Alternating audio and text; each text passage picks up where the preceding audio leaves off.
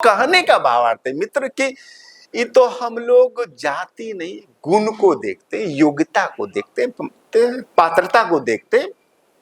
हाँ, हम मानते हैं कि ये तो हिंदू सनातन समाज के भी अंदर में कुछ दोष है, विकृति है,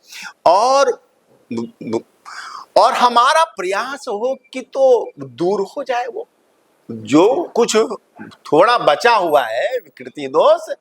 अब सारे लोग ही सजग हैं, धीरे धीरे विकार मिट रहा है, हम लोग अच्छा ऊंचाई की ओर जा रहे हैं और जाएंगे, और विकार को स्वीकार करते हैं कि है।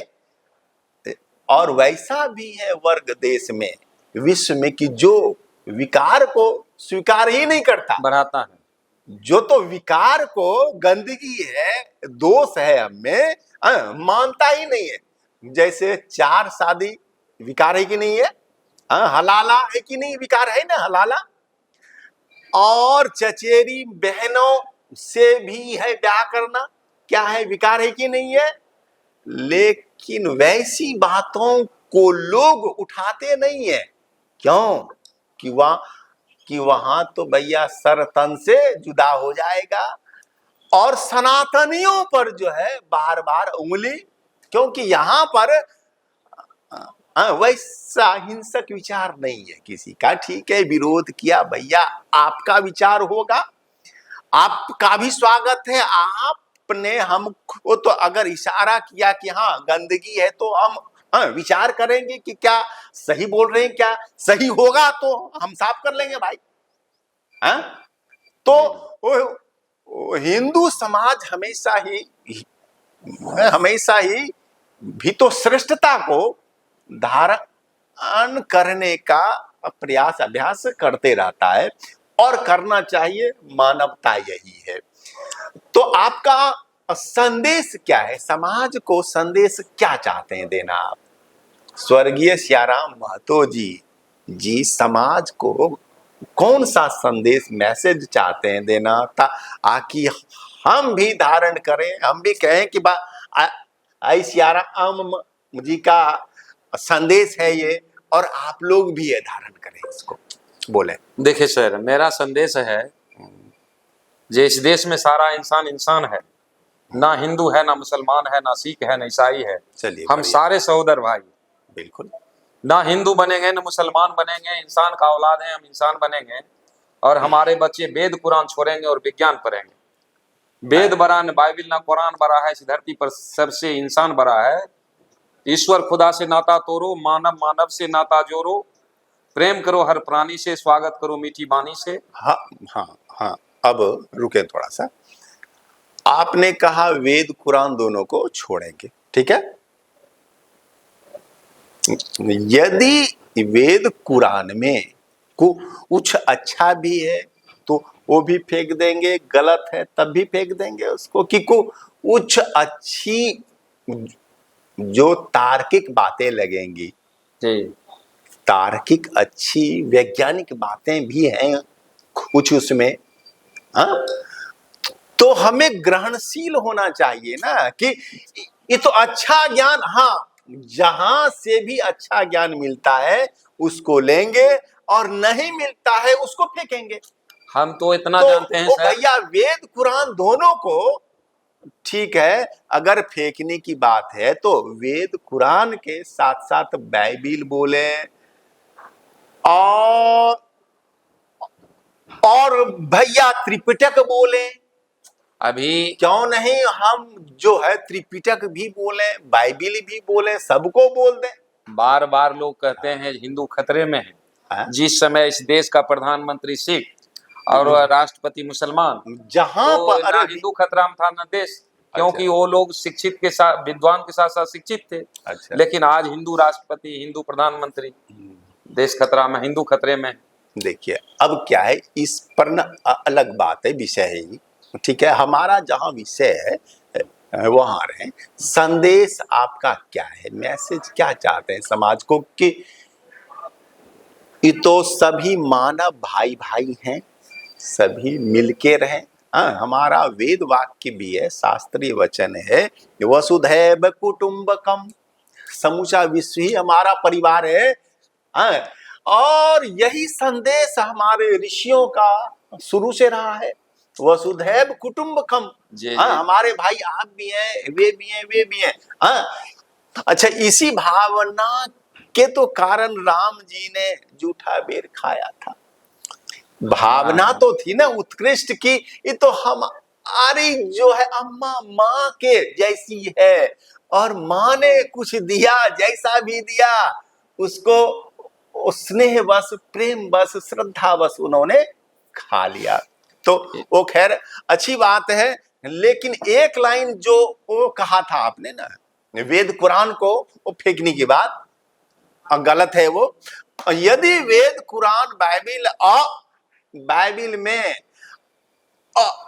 और जो है त्रिपिटक में ग्रंथ साहब में कहीं भी यदि तार्किक बातें हैं, अच्छी बातें हैं, वैज्ञानिक बातें हैं, लेने योग्य है तो लेंगे, सबको फेंकने की बात नहीं करनी चाहिए। नहीं सर, हम तो इतने जानते हैं, जैसे एक अखबार का एक फटा टुकड़ा एक हाथ में है और दूसरे हाथ में अगर 1 रुपए का नोट है, तो इससे बहुत कुछ हो सकता है, किसी को भलाई हो सकता है, किसी को रुपया नुकसान भी पहुंचाएगा। लेकिन ये अखबार का फटा टुकड़ा हमको कोई काम में नहीं आएगा। नहीं काम देगा बहुत भैया, तिनके का भी कभी काम वो होता बात है। है। अगर छोटा सामान रखना होगा कुछ आपको, ठीक है, तो वो फिर अखबार का तो हम वही समझते हैं टुकड़ा ही खोजिएगा। ये धर्म जहां काम आवे सुई का करे तरीवारी, सुई का जहां काम है तो तलवार वहां पर इसलिए हमारा यूजलेस तो है। यही कहना है, ये सबका जाति महत्व है। नहीं ये जाल है, हैं? जाति नहीं ये जाल है, गोत्र नहीं ये गड्ढा है, धर्म नहीं ये धंधा है, वेद नहीं ये भेद है, ग्रह नहीं ये गियर है, लगन नहीं ये लगाम है, ऐ पाखंड के सब दुकान है। हम जैसे 4 बच्ची की शादी किए, लगन में नहीं किए, लगन से किए। सुनिए कोई ना, तिथि अब धीरे धीरे एक एक लाइन बोलिए, जी तब ना उस पर होगी चर्चा। जी जी। अच्छा, पहला लाइन क्या था आपका? जाति नहीं ये जाल है। जाल है। अब समझिए जाति क्या है, जाति कैसे बनी? हाँ, अच्छा, जाति भावार्थ होता है जन्म, जहां जन्म लिए, जिस परिवार में हमने जन्म लिया, और परिवार का जो व्यवसाय है, जो उसका रोजगार है, उसको जाति बोलते हैं। लोहार, कुम्हार, ये वो, तो वो क्या है? यह रोजगार, व्यवसाय का नाम है। जो तो बाद में तो जाति शब्द बोलने लगे आप, जिसने न अपनाया, रोजगार था उसका। लेकिन हम उस घर में जन्म लिए और पिता को देख करके हमने सीख लिया, तो हमारी जाति हो गई। क्योंकि जाति माने क्या होता है? जन्म लेना। जन्म लेने को जाति कहते हैं। जाति जाल हुआ कैसे, इसको समझाइए पहले आप। हम तो मैं तो जैसे जाल उल्लू नहीं से उल्लू पैदा लेता है, भैंस से भैंस पैसा पैदा लेता है, गाय से गाय हुआ, ठीक है। लेकिन एक इंसान से इंसान पैदा नहीं हुआ। इंसान से हिंदू और मुसलमान पैदा होता है। सब होता है पैदा, होता है। इसमें तो जाति दो इसमें जाति, इंसान ही पैदा होता है। हिंदू मुसलमान तो बाद में समझता है, छोटा बच्चा समझता है हिंदू है, हम नहीं समझता, लेकिन बनाया जाता है बाद में। वो धीरे धीरे देखते सुनते समझते हुए कुछ भी ये बनता है। लेकिन जन्म तो होता है, मानव है तो मानव ही होता है जन्म। अपने को तो सामान्य मानव ही, सामान्य बालक ही समझता है। जन्म लिया बच्चा इंसान है, तो उसके सॉफ्टवेयर में तो यहाँ इंस्टॉल किया जाता है। हाँ, इंस्टॉल यहाँ होता है। और ये इंस्टॉल इतना भव्य रूप से होता है कि रखिए कि जो हम एक हिंदू दूसरे हिंदू से छुआता है, एक भगवान दूसरे वजह से भगवान नहीं छुआता है, ऐसा नहीं कहना चाहिए। अभी अभी हमने कहा, हजारों लाखों मंदिरों में अभी जाइए ना, अर्चक दलित समाज के लोग हैं। और दो चार नहीं कह रहा, लाखों में है इसे। तो ना ऐसा नहीं बोलना है छुआता है। हाँ, कहीं किसी ने किया हो, माना हो, मानता हो तो गलत है। इसको तो एकदम सर्व सामान्य में है शान देना, ये तो अच्छा नहीं है। ये हमारा 8-10 वर्ष का उम्र था ना, हाँ तो एक पानी भरने वाला रस्सी में सट गए थे ना, कितना छड़ी हम मार खाए थे जब पानी खराब हो गया। हाँ, अच्छा सर। वो पानी हमसे मांग कर पिए, जब हम जवान हुए तो हमसे पानी कितना दिन मांग कर पिए वो लोग जो हमने को पीटे थे। 4 साल पहले, ठीक है, 4 साल पहले आया था ना कोरोना। जी जी। और कोरोना आया, यदि हमारे पिताजी को हो गया कोरोना, तो अब उनको भोजन जो है थाली हाथ से नहीं पकड़ाए, लाठी से ठेल करके पकड़ाए भोजन उनको। जी। हाँ, हजारों घरों में ऐसा हुआ। तो उन्होंने तो कुछ सिद्ध किया, हाँ, जी, मंदिर मस्जिद में दम किया है। ये तो छुआछूत जो है कहां से ये शुरू हुआ ना, इसकी बात समझा रहे हैं आपको। छुआछूत संक्रामक रोग से ये शुरू हुआ। छुआछूत हुआ यह है शाकाहार मांसाहार से शुरू हुआ छुआछूत। तीसरा है गंदगी और सफाई से शुरू हुआ। ठीक है, गंदगी सफाई से, और मांसाहार शाकाहार से, और संक्रामक रोग से। 3 इसके रहे कारण। और जिसने बाद में कहीं कहीं पर विकृत रूप जो है रूप ले लिया, और जो तो जाति के रूप में आया। अच्छा, शुरू में नहीं था हमारे समाज में, बीच के समय में ना, जब हुए गुलाम हम, ठीक है, और गुलामी के कालखंड में हुआ क्या ना, शासक वर्ग हमेशा चाहता था कि ये लोग आपस में ना अलग रहे, भेद रहे, विभेद रहे, संगठन नहीं हो, एकता नहीं हो, इसलिए वे लोग विभिन्न ढंग से बांटने का काम किया, बांटने का काम किया, डिवाइड एंड रूल का काम किया। और इसी वजह से हमारे समाज में ना छुआछूत बढ़ा था और जातीय भेद बढ़ा था। लेकिन आज हमने समझ लिया कि ये भेद विभेद बीच के समय में हमारे समाज में ना थोपा था चालाक लोगों ने, अंग्रेजों ने, जिहादियों ने, दोनों ने ही थोपा हम पे। और हम चूंकि शासित थे, गुलाम थे, अब राजा जो कहता है उसको है मानना पड़ता है और इच्छानुसार चलना पड़ता है। तो हमारे समाज की ये मूलभूत बात छुआछूत नहीं थी, ये तो आरोपित था। अच्छा, इसीलिए यह दूर हो गया। अच्छा, जैसे अगर राख लग गया है हमको तो धुल जाएगा, लेकिन हमारे चमड़े का रंग अगर काला है तो धोते रहे साबुन से ही, ये तो काला ही रहेगा। वैसे ही अगर जातीय छुआछूत हमारी जो है वैदिक भावना होती, यदि वह मूल भावना होती तो धुलती नहीं। धुल गई, धुल रही है। हाँ, धुल गई नहीं है सर, धुल रही है और बहुत अंशों में धुल चुकी है, नाम मात्र बचा है। तो वो सीधा अर्थ है कि भाई मूल भावना नहीं थी। अच्छा, आरोपित था ये कहीं से, और गुलामी के कालखंड में ये हुआ था। तो भैया जाति क्या है? व्यवसाय को चुनना। व्यवसाय को हमने चुन लिया और धीरे धीरे वही जाति का रूप ले लिया। अब क्या है, हर एक व्यक्ति चाहता है कि ये तो हम अपने लेवल के ही लोगों के साथ रहें, साथ विवाह संबंध भी करें। नहीं, यदि हमारी बेटी और हम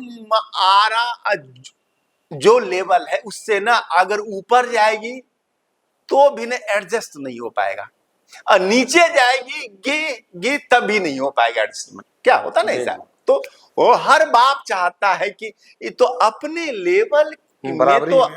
हाँ, यदि बराबरी के लोगों में तो बेटी को देंगे जी। तो वो हमारी बेटी अधिक अधिक खुश ना रहेगी। सुखी रहेगी। तो वो इसी कारण न जातीय व्यवस्था में ये तो शादी ब्याह का ये तो चलन शुरू हुआ। और वैसे जान ही रहे हैं कि ये तो हमारे ग्रंथों में ना वर्णन है कि ये तो ब्राह्मण व्यक्ति ने शूद्र महिला से यह विवाह किया, और फिर वह शूद्र नहीं रही, ब्राह्मणी हो गई। तो यह समाज में शुरू में नहीं था ऐसा छुआछूत, जातीय छोटापन और बड़ापन भी नहीं था। गुलामी कि के बाद कहीं ये शुरू हुआ सर। जिस समय हाँ, अंग्रेज था उस गुलामी समय के नहीं था, उस समय उतना नहीं गुलामी था। ये हुआ है 1000 साल का हमारे यहाँ पर। 1000 साल की गुलामी के दौर में ना विकृतियां आई, तभी जो वो है बाल विवाह भी शुरू हुआ तभी।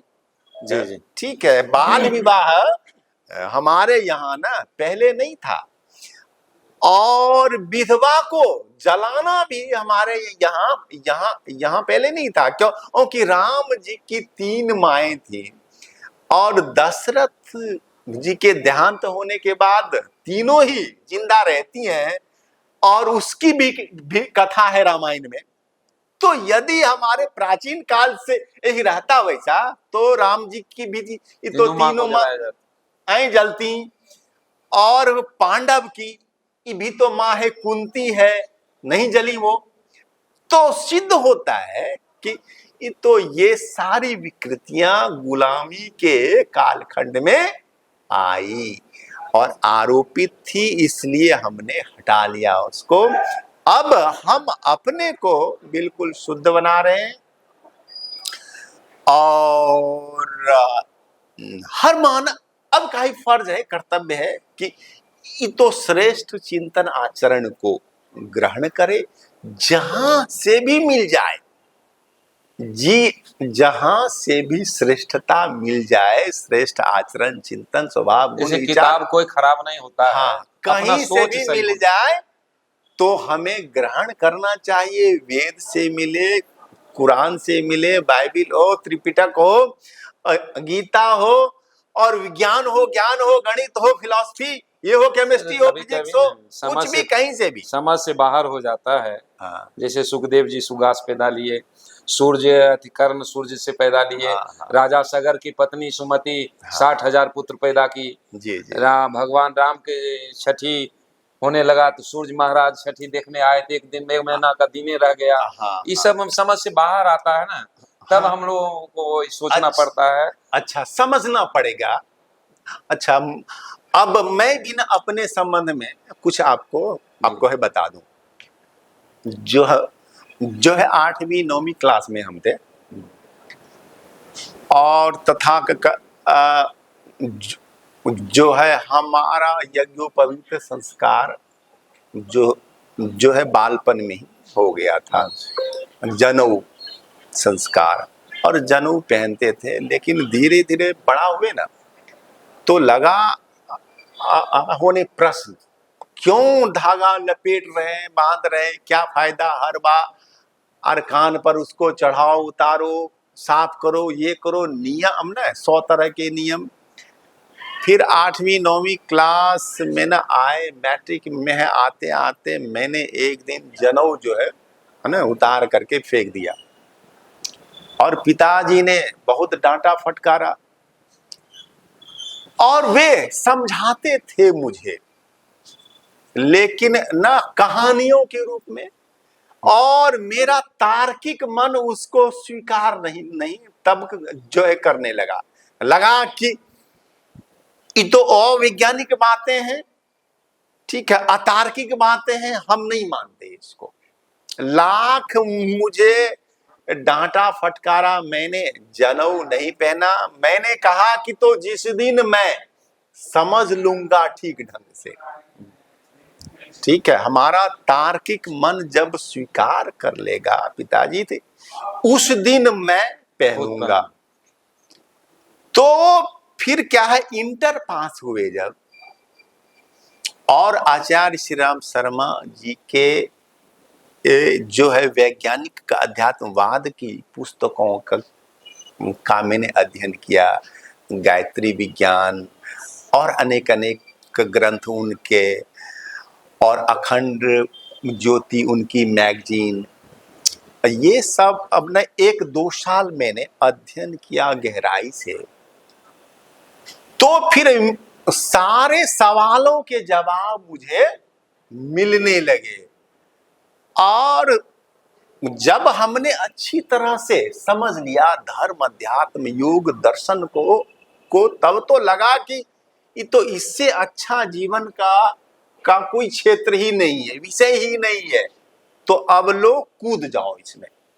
ठीक है, तब मैंने स्वीकार कर लिया, और आज मैं नास्तिक को न आस्तिक बना सकता हूं, आस्तिक को भी नास्तिक बना सकता हूं, और वैसा तर्क कि जो कि तो सामान्य आदमी की समझ से बाहर हो।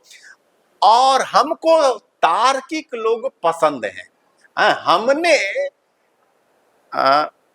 जो चर्चा करना चाहा आपसे, क्यों, इसलिए ना तर्क दिखा आपकी बातों में मुझे, और हमें तार्किक लोग बेहद पसंद है। जो तो धर्म, अध्यात्म, योग पर तर्क द्वारा समझना चाहता हो, तो हमने भी तर्क वितर्क पहले बहुत किया, और जब समझ लिए इसके बाद मैंने अपनाया। तो अब रहा प्रश्न आपका कि ये तो ऐसी कथा कहानियों में सुनते देखते हैं कि जो समझ नहीं आता। एकदम सही बात है, हम भी ये तो कभी समझ नहीं पाते थे क्या कि तो गणेश जी की सवारी चूहा, बड़का लंबा पेट वाला व्यक्ति अगर चूहा पर बैठेगा तो चूहा का तो भरता हो जाएगा। तो सवारी कैसे हो सकता है किसी का? कार्तिक जी की सवारी है मोर, संभव है बैठना।